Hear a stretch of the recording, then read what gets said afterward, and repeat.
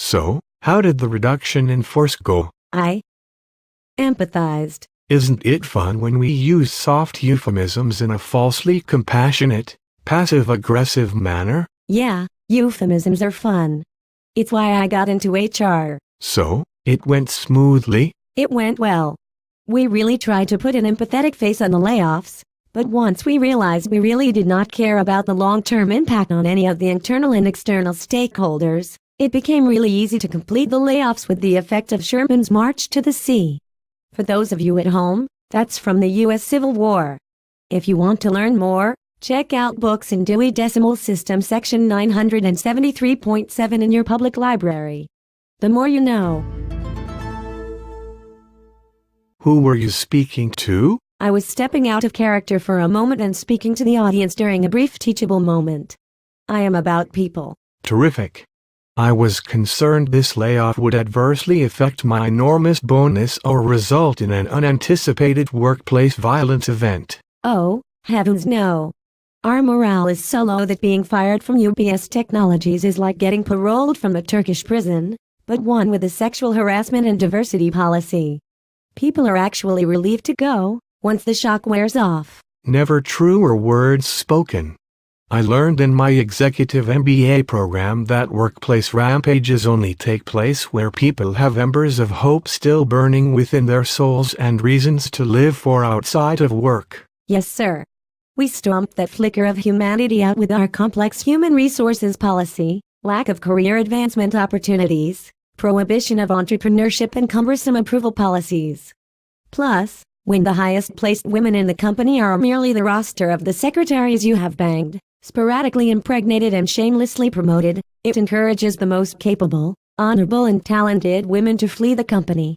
So, having a well-balanced organization or general sense of hope was comprehensively suppressed long ago, prior to your erectile dysfunction setting in. Terrific. I should be insulted, but I am too busy looking at how tightly your jacket is fitting to care. Which wactic did you use this time? My eyes are up here. Wactic, sir? Yes, someone at my executive golf retreat, seminar, coined the term after watching The Sopranos.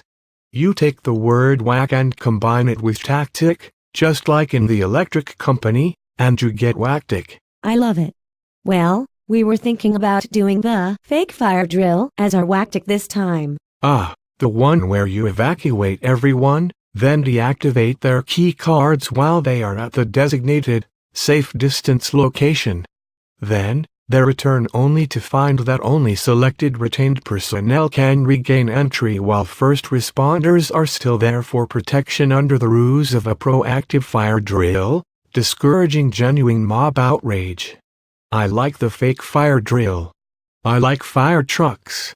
Fire trucks are fun. I like Dalmatians on fire trucks too. Plus, it includes the word fire, which I like a lot. And I like firemen. Particularly, the ones in the calendars with abs so hard they can grate cheese. But I digress. We opted against the fake fire drill because of the mixed signals it would send. How so? Because evacuating the building would clearly indicate we care for our employees. Plus, IT told us that it would be impossible to get a programmer up during daylight hours to perform the deactivation. I see. Those are terrific points. Did you use the duck goose? No, we did not use the duck goose. Because the conference room was already booked for our new hire after-hours event. Terrific. Did you use the oops, I found your termination paperwork on the company server? No, we did not. How come? Because the server was not large enough to handle the volume of layoff-related documents. Terrific. Did you use the Olive Garden? No, we did not. The Arena Football League ruined that for us when they made the news for firing 2 football teams in the middle of the team pre-game dinner in Orlando. Plus, the old lady in North Dakota has all Olive Gardens under food critic surveillance since her blog went viral. Damn. That's a shame. I really like their breadsticks and endless supply of salad. Yes, they are nice.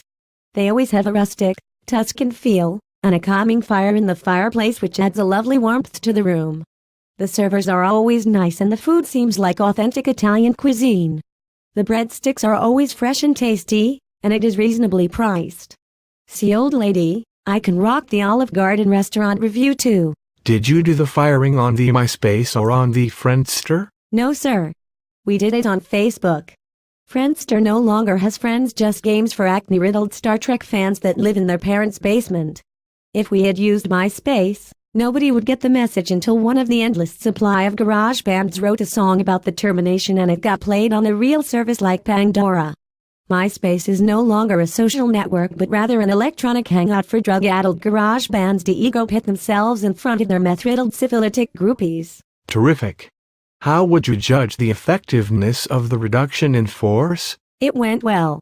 We started out with a request for voluntary separations, which of course put the entire organization into a paralytic state like a snake-bit honey badger.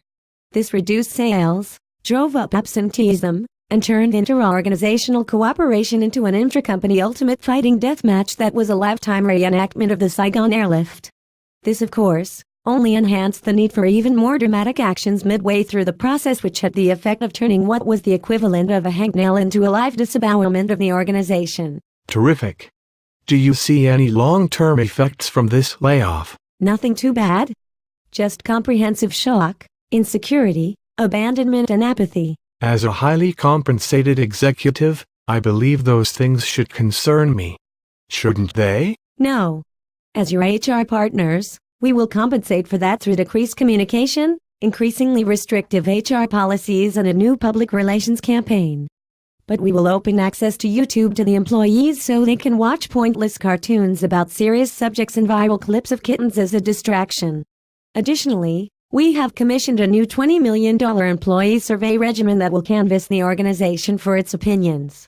We will then collate and extrapolate the data to give us meaningful insights as part of a skip-level, 360-degree feedback regimen. Terrific. However, we won't use the data as it will give actual, practical insights that will reflect poorly on the organization, cut into your bonuses and disrupt your tea times. Terrific.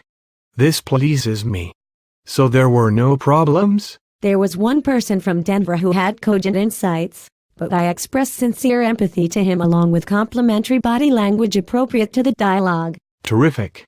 Remember, it is our corporate policy to use obscure, meaningless euphemisms in all our outbound communications such as emails, terminations, financials and Sarbanes-Oxley disclosures. That way, we can be as clear as mud soup. Yes, sir. I empathize. Terrific. That's what I like to hear.